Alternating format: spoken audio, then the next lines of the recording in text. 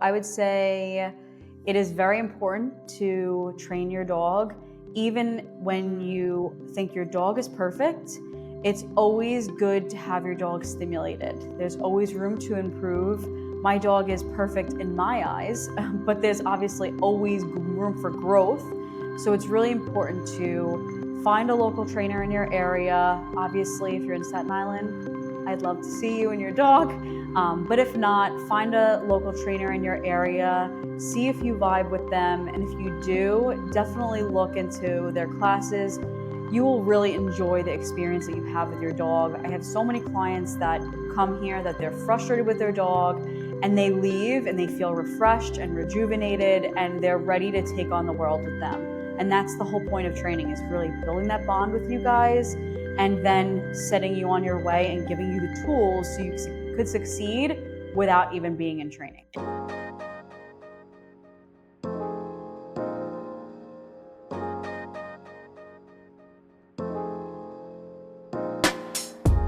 Everybody. So I'm Lianne Shinton from Automation Dogs. We offer a CRM software for dog trainers. And I'm so excited because my friend Gia is here today. Welcome, Gia. Hi. Happy to be here. Great to have you. So Gia, also known as Giavanna, it's Indellicati? Indellicati. Indellicati. It's such a pretty last name. Is that yours or your maiden name? That is my maiden name. I didn't take my married name yet. Okay, what's his last name? Bergio. A lot easier to pronounce. Fun to say. They're both fun to say. Awesome. So Gia is, as I know you, is from By My Side Canine Training. And I was always fascinated because you're from what I think is the amazing Staten Island, New York, and I've never been there. So it sounds super cool. We see it in the movies and stuff. Unfortunately. And you've got that adorable New York accent. I love it. And then what is that super cool image in the background? This is Wrangler, my pride and joy. He's my rescue that he's really helped me mold myself as a trainer that I am today. And he's on your shirt too? This is a mix of him and my new puppy. Oh, okay. Crazy. This is the attitude of the puppy. I love the colors too. Like that, when I met you, I looked at your website. I'm like, this website is beautiful. Maybe share the URL so if people want to take a look. It is By My Side, letter K, number 9, training.com. Awesome. And it is such a beautiful site. I love the colors. Thank you. Very unique too, but they work really well. And then the pictures you have on there too are outstanding. So beautiful. Do you do the pictures or are those stock photos? So my friend does the studio photos, the ones with the white backdrop. I do, and then the other ones that are like action shots, I have done those. Really? Okay. Mm-hmm. Cool. And so you mentioned Wrangler already. Tell us a little bit about him. He is 6.5 years old now. He's a pity mix with a whole bunch of chaos. He's a really, truly a great dog. He's absolutely amazing. High energy, but he's great. Pity mix. What else do you think Wrangler's mixed with? So I did the Embark. He's Pit Bull, Boston Terrier, Husky, German Shepherd, Chow, and Bull Terrier. The chaos. Wow. Maybe share a little bit about Embark for folks that might be listening that have a mixed breed and they don't really know what's in there. Embark is an amazing company that offers DNA testing. It also offers health testing too. I did both of them. Both of my dogs were embarked, and I did the health. So I did it for Wrangler, and then the puppy Rogue, his came back for Pit Bull, American Bully, and Bulldog. And Wrangler, thankfully, is cleared of all genetic diseases that they test for. Rogue has an increased risk of mast cell tumor. So we're going to really work on trying to avoid that from happening and having those extra yearly exams and scans to make sure we can get ahead of anything if anything does arise. Hopefully not. Hopefully not. Yeah, my Rexy, he had a mast cell tumor, but they were able to remove with complete margins, and we were just like Great. shocked that he even had that. But yeah, he's up on my wall over there. He's Love since it. passed, but he's a Hall of Famer, 2-time world champion. Is a sweet, That's is a sweet amazing. boy. Yes, That's amazing. yes. And then I have the baby in the background here, my perfect angel, who's having a nap. So She's so cute. she is. So, tell me a little bit about like how you kind of got going with dog training. Like, how did this start? Were you always into dogs? Yes. So growing up, I had a Rottweiler. She was the best dog. I also had family who had a bunch of dogs, so I was always loving going to their house. My stepmom actually was a pet sitter, so whenever I would go there, I would love to go with her to all of these houses, and that really just set the tone for my obsession with dogs. That would be so cool as a It was kid great. getting to do that. Oh yeah, it was Wow. awesome. Yeah, you get to meet all the different breeds and stuff. Mhm. So, Mhm. how did you kind of go from dogs are cool and you'd seen the pet sitter life to I want to be a dog trainer and opening by my side canine training? So I actually worked at a pet store. I think it was for like 6 or 7 years, and tried to do a career change and went to cosmetology school. Wasted a lot of money because I hated it. Not working with animals was absolutely miserable. So a friend of mine was a manager at a store, and he offered me a job as a dog trainer, and here we are. The rest is literally history. That's cool. Yeah, definitely. That's a good point. Just because you're good with people, I know that. But just having a job where you don't get to interact with animals. Yeah, and It was that you horrible. noticed, yeah, that you Yeah, noticed that that was something that you needed in your life. That's cool. yeah. And then, Anytime I've tried working somewhere that it wasn't around animals, I just found myself very, very unhappy and unfulfilled in what I needed. And I always just wound up back to animals of some sort. yeah, dogs are the coolest too. I think working with lots of different animals are cool, but dogs are the The coolest. best. Yeah. The And best. I know you know you love all dogs, but it sounds like you come from a background of like some more badass breeds. I think that's probably your favorite breed. I think you told me before the pit bull. The pit, and I love Boston Terriers. They're cute. I love Boston Terriers. I just think they're such like a fun little ball of crazy, and I just think they're great. So much fun. That's awesome. I love them too. They're so cute. Yeah. Stinky little things. Yeah, fart boxes. Yes.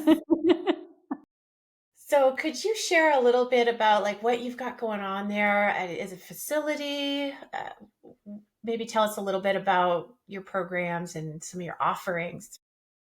We've been open, March will be 3 years. In here, I have a bunch of equipment that we can go over canine conditioning, confidence building. I even have a dog pacer treadmill in here. Um, and for classes, we go over obedience to advanced obedience.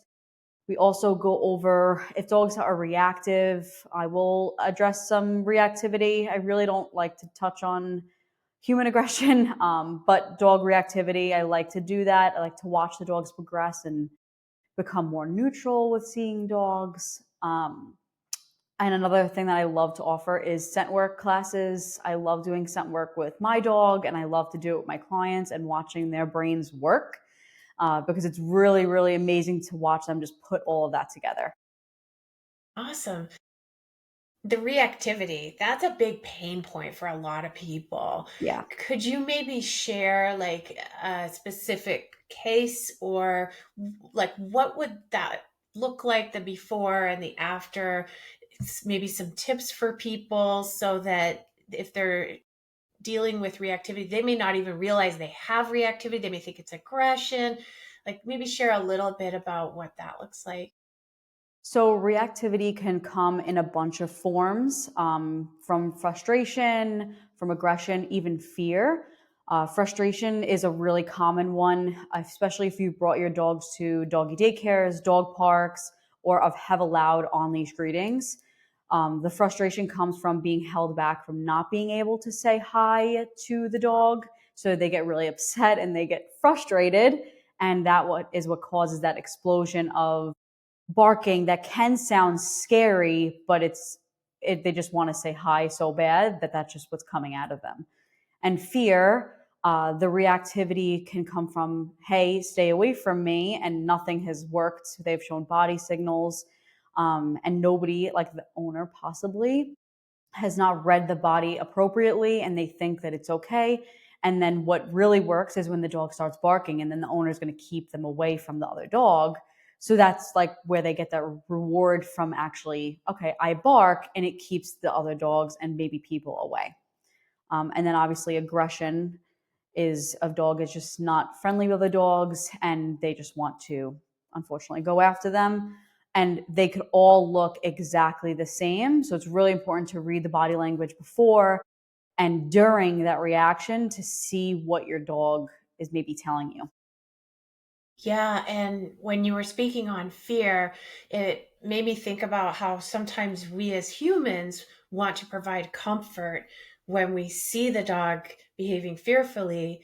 And that's where the dog may be perceiving that because they're a dog, not a human, instead of comfort as praise. Like, yeah, you're Yeah. doing it right. Yeah. They're like, oh, it's okay, it's okay. But if you don't normally act like that, they're like, oh, they're understanding, like, I need that praise, or they're maybe like, oh, you're afraid too. So Yeah. you're acting differently than how you normally would if nothing was going on. Yeah, and it's hard to get your confidence up when you're walking a dog and they've had a bunch of outbursts to try not to act tense and things like that. So I Hmm. assume that's something that you help the people with. Yeah. A lot of clients have issues. They hold the leash really tight, which sets the dog on edge, or they stop walking their dog all in all, which obviously isn't benefiting anybody because they're not going to be able to work through it if they're not actually being exposed to it. Yeah, this is a great conversation because folks that may not realize there's help for this. And right now we're starting to get a little bit of snow. You mentioned that you have a doggy treadmill there. You said dog pacer. So I know that's a dog treadmill. Maybe share a little bit about that for how it can benefit folks with their dogs when the weather's all crappy and they need something to do with their pup. So obviously, if the weather is really cold and it's 3 feet of snow outside, the last thing we want to do is walk our dogs for 40 minutes just to get them to burn some energy. Still walk your dog a little bit, even if it is cold outside, just to get them out and moving. But if it is too cold for you as well as them, a dog pacer is a treadmill that's made for dogs. It comes in multiple sizes. I have the largest because I don't know what dog is going to want to go on the treadmill. So I got the largest one to make sure we're abiding with everybody. And you could put them on the treadmill. There's different programs that you could have for the dog so that if they're at different levels in their maybe fitness journey too, that it caters to all of them. It's also a confidence builder too. So if a dog is nervous about new things, I like to use the treadmill as a little bit of an introductory. And if they get over that fear, the next time they're afraid of something, it'll be easier for them to get over it. Good point. And I find with Flirty, if I have the treadmill too slow, even when she was first getting used to it, she's quite confident. If it's too slow, she's looking around, she's trying to bite the side, like, this is boring. What can I play with? So we got to speed it up a little bit. The poor thing gets kind of bored on it. But when you speed it up, she's like, this is fantastic. Yeah. Yeah. That's really funny. Another thought, too, about folks, because we're coming into winter, is the scent work. Yeah. Because, we need to be active. And what are we going to do? Go outside in the snow and walk? Like, with the dogs could slip, their feet get cold, like it's cold for us. So maybe scent work could be a good outlet for the dogs and the people too. Yeah, absolutely. Scent work is really mentally stimulating for the dog, which is just as good as physical stimulation.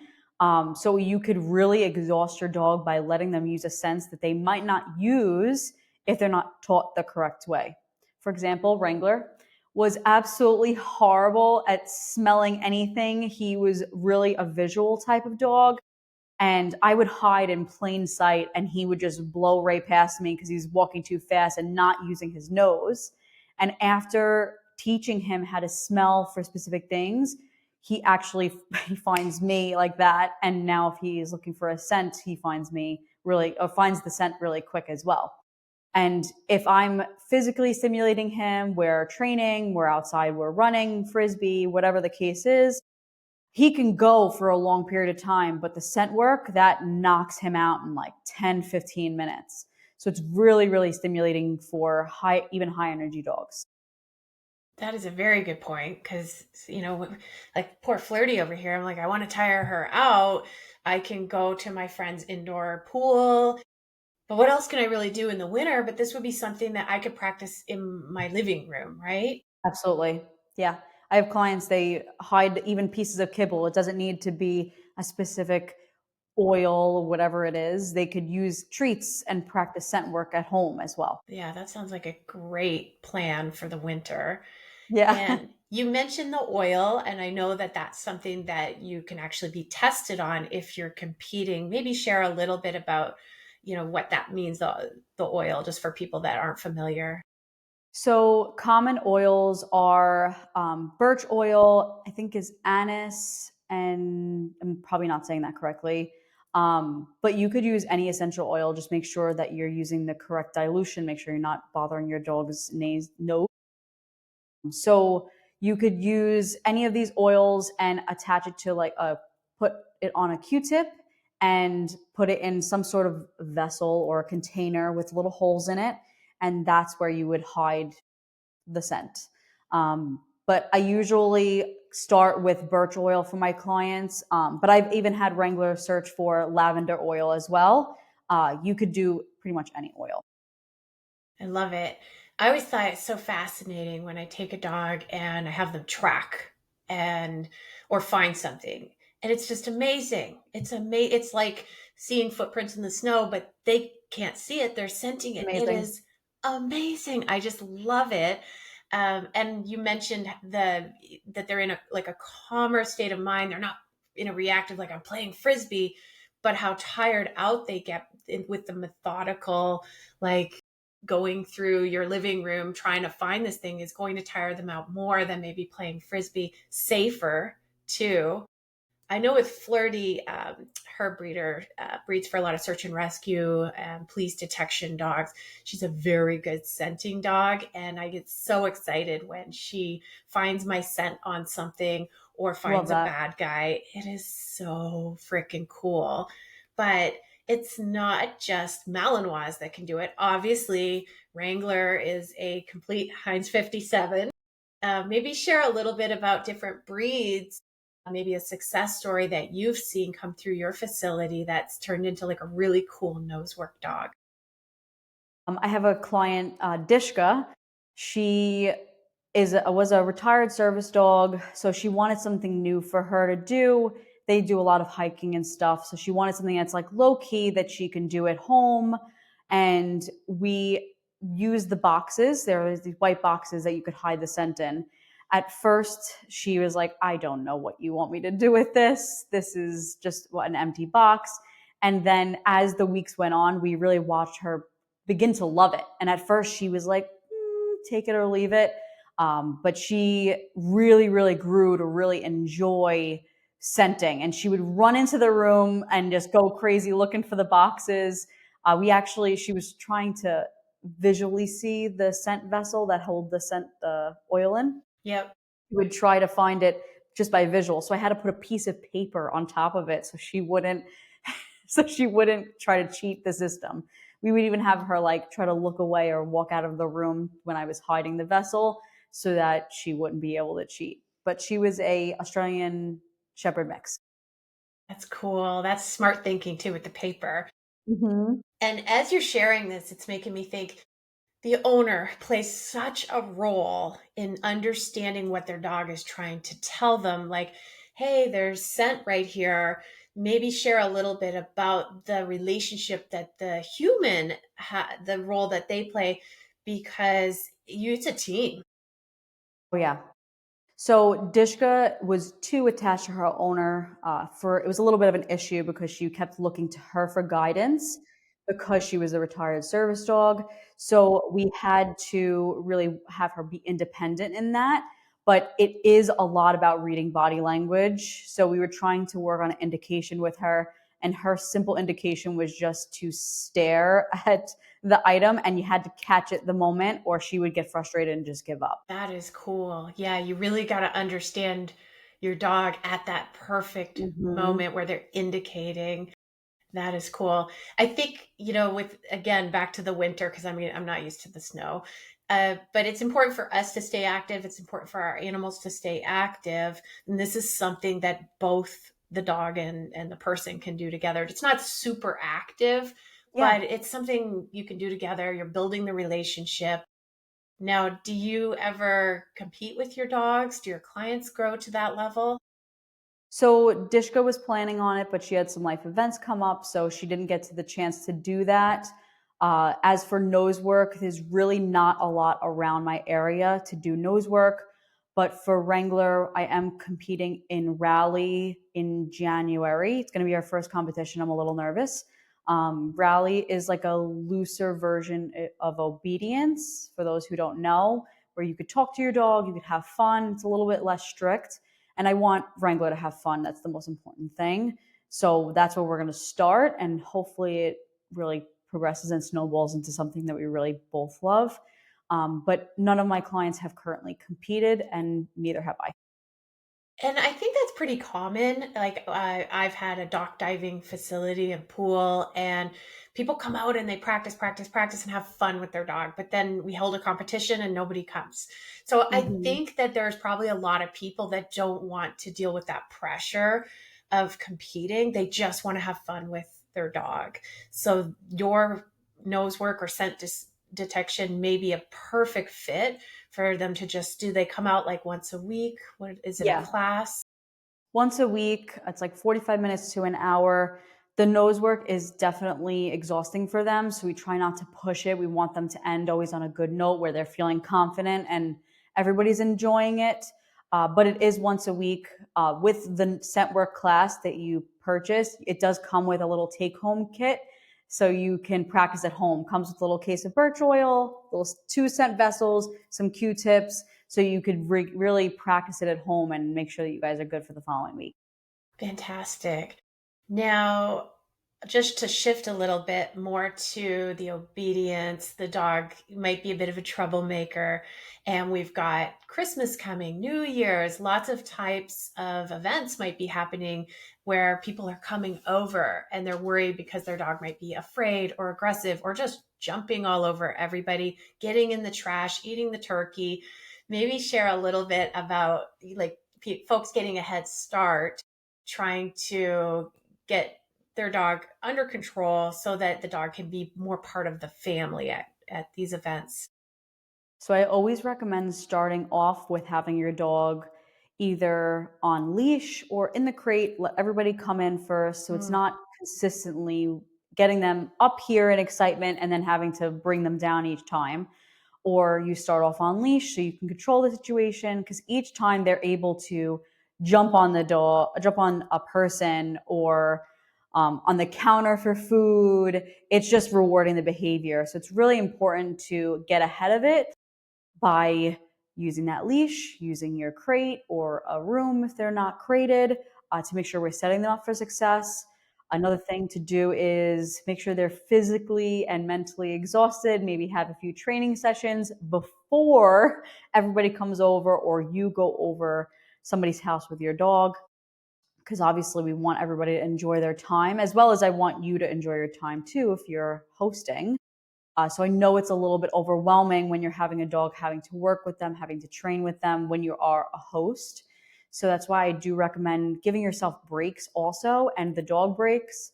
So putting them away, letting them settle down, then you can reintroduce them to the room. And again, being on leash will really help with that. So you can control the situation. that definitely helps a lot, is having those breaks so you can relax, keeps your stress level low, keeps the dog in a more calm state of mind, give them those little breaks and timeouts. Excellent advice. Now, if somebody feels like this is going to be a lot for me to handle, I need an expert.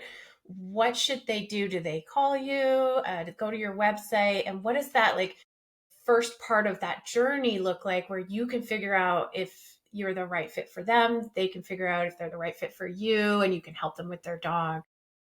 The best bet is to sign up for a consultation. And if they're not sure of what they should do, whether it be a virtual consultation or an in person consultation, they could always reach out to me just to make sure that they're doing what's best for them and their dog. We could have a discussion about it. And then afterwards, we'll book you for a consultation, get you in. Consultations are completely free, they're about 30 minutes. Just to make sure I'm introducing myself, seeing which class and program works best for you, and maybe we'll talk about scheduling if you guys are up for it. But I definitely recommend getting in sooner than later because those holiday appointments are booking up quick. Excellent. And I think a virtual appointment would be fairly easy for folks, Absolutely. because they can do it from home. But the in person would be cool too, because I'm sure that you are able to see even just them getting out of the car, getting their dog out of the car, walking in the door of your facility. You're analyzing, like, hey, they might not even realize, but we can help the dog wait at the door, wait at the car door so they're not jumping out into traffic. So you're seeing things that they might not even realize, like, hey, she can help me with this too. Absolutely. I'm looking at the whole picture when you come in for a consultation. I'm not just looking at what you're telling me. I have the clients come with their dogs just so I can make sure that we're analyzing everything, making sure that each class that you decide to go in would be the best fit for you and your dog. And I'm also taking notes to make sure that we're not missing any points when you do come for your class, because I know it can be a lot of information at once and a little overwhelming. So I tried to make sure that we're touching on each of your problem points. And I'll even ask you questions to make sure that we're not forgetting anything either. That makes me think you may want to have everybody that's with the dog, that's responsible for the dog, to be present, because there may be a disconnect. Maybe, mom comes in, but dad's got some different challenges. Like, he doesn't listen to me when I come home from work. And that's where you may want to have both people there, because I find that it's just like with kids, marriages, you can have a lot of conflict if you don't agree on what's happening with the way you're raising this animal. Exactly. Almost like a I marriage always ask that. counselor. Yeah. Oh, I get that all the time. They say, "Oh, can I take you home with me to train my husband or my kids?" Yeah, I say, if that was the case, I'd be getting paid a lot more for training your kids and your husband. When people come in and it's just like one specific person and then they bring someone additional from the household, I always ask that question, is there anything that you're struggling with? Because maybe they might feel uncomfortable talking about it with their partner or whoever else they're living in the house with.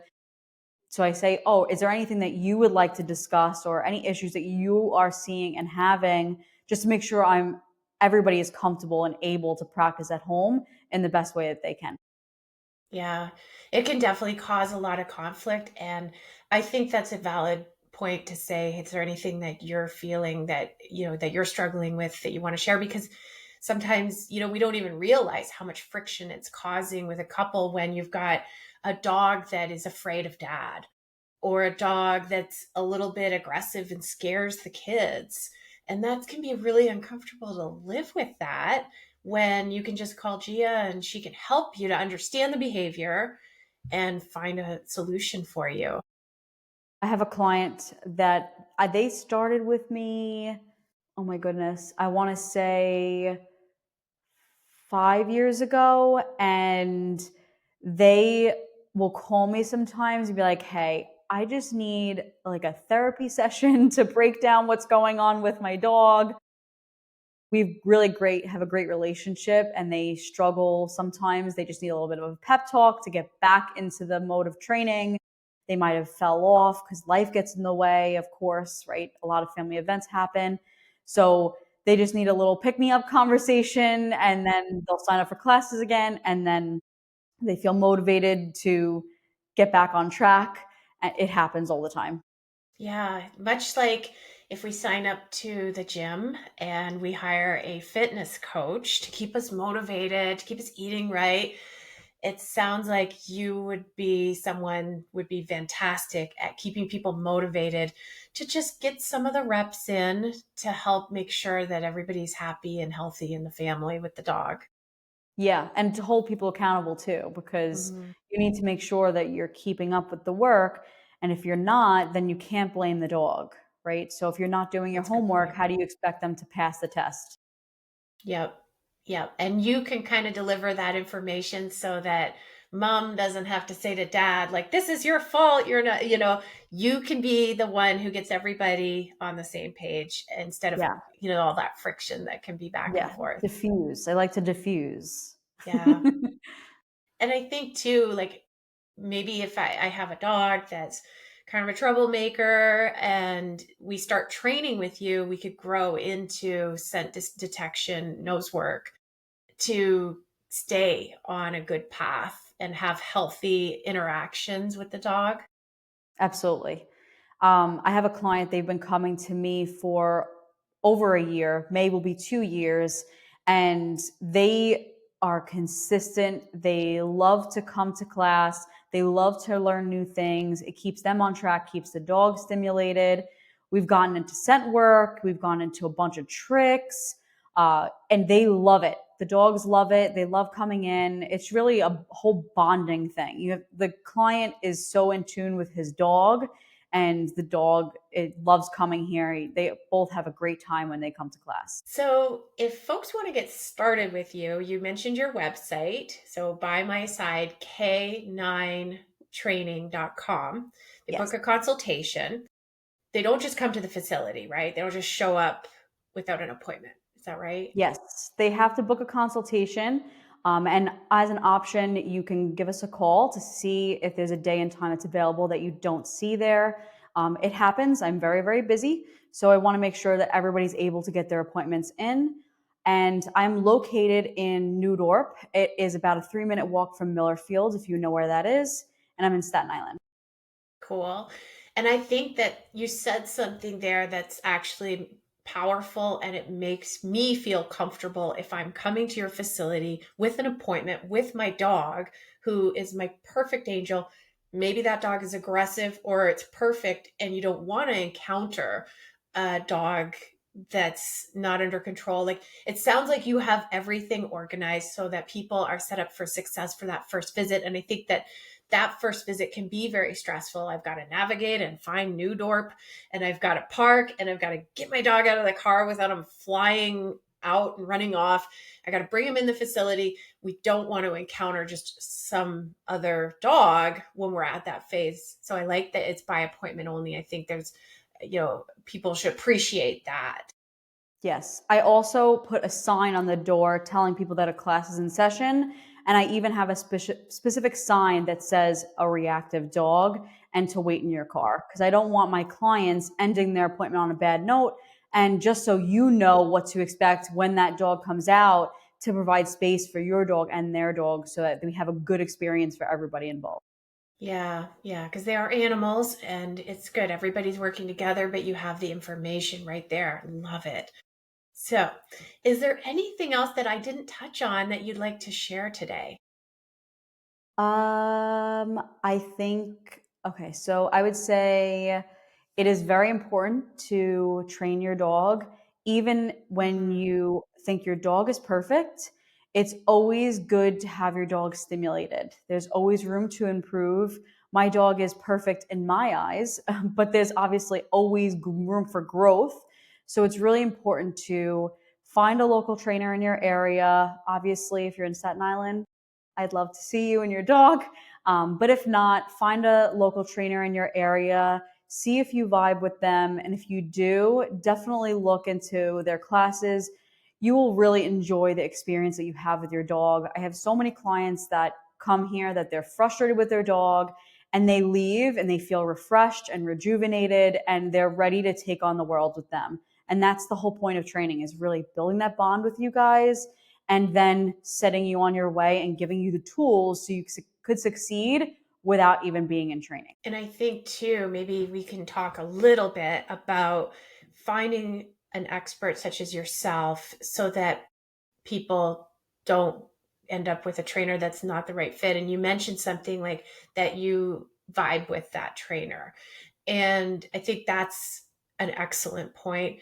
Another suggestion could be to do the free consultation. And if the trainer doesn't offer a free consultation and they just have you sign up, I'd probably lean towards the free consultations because Yeah, every dog is unique. And I think you as a trainer wants to assess, like you said, you're assessing as the dog comes out of the car and comes in the facility. There's things that you as the trainer want to see before you just let someone sign up for an appointment or for a package. exactly. I definitely want to make sure that I'm the right fit for you. Your dog does well in my facility, and this is a good environment for them, because sometimes dogs are way too fearful and being outside is too much for them. So maybe I'm not the right fit for you. So it is really important that you meet with the trainer, see how your dog is, see how the trainer is. And if you like them and you feel like it could be a good fit, it's definitely important that you can see them first before you spend your money, and hopefully don't lose your money and waste it on something that you're not going to use or you're not going to enjoy as well. Yeah, because we all know there's different classes and things that are available, but they might not be the right fit. I have a Belgian Malinois. I want her to walk nicely.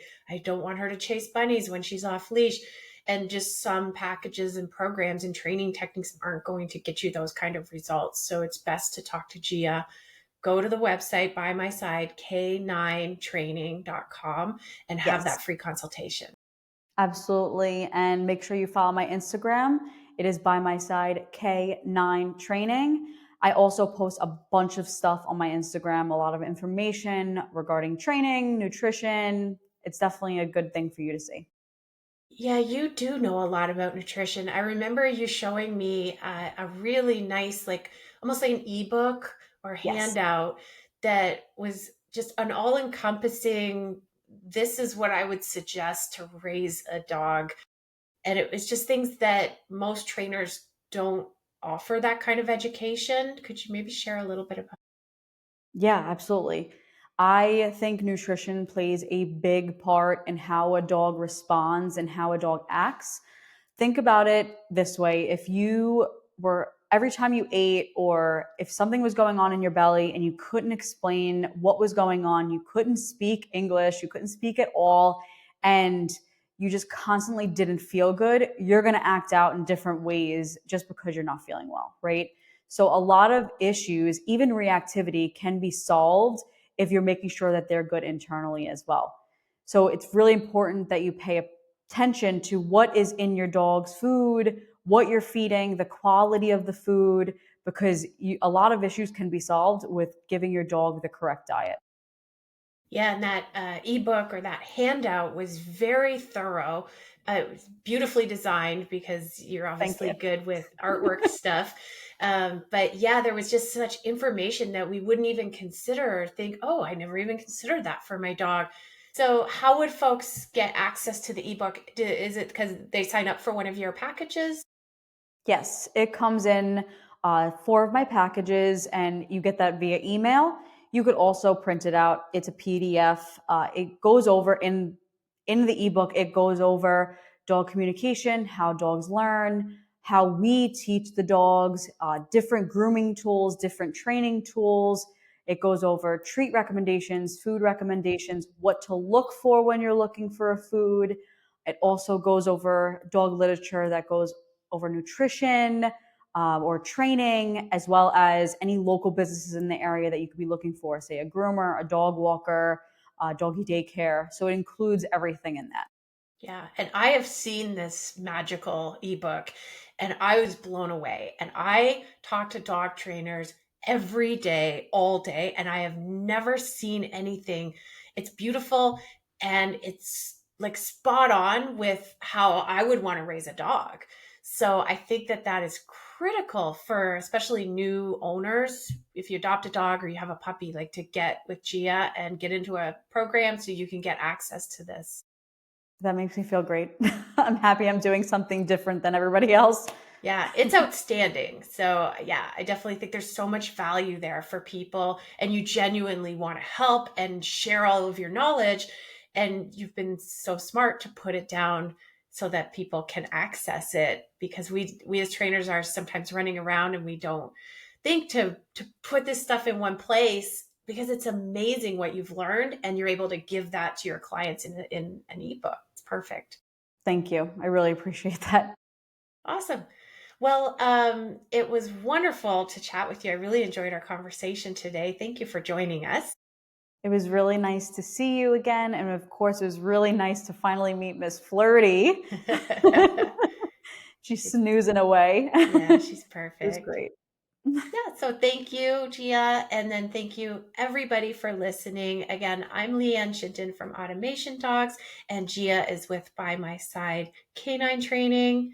Thanks for listening.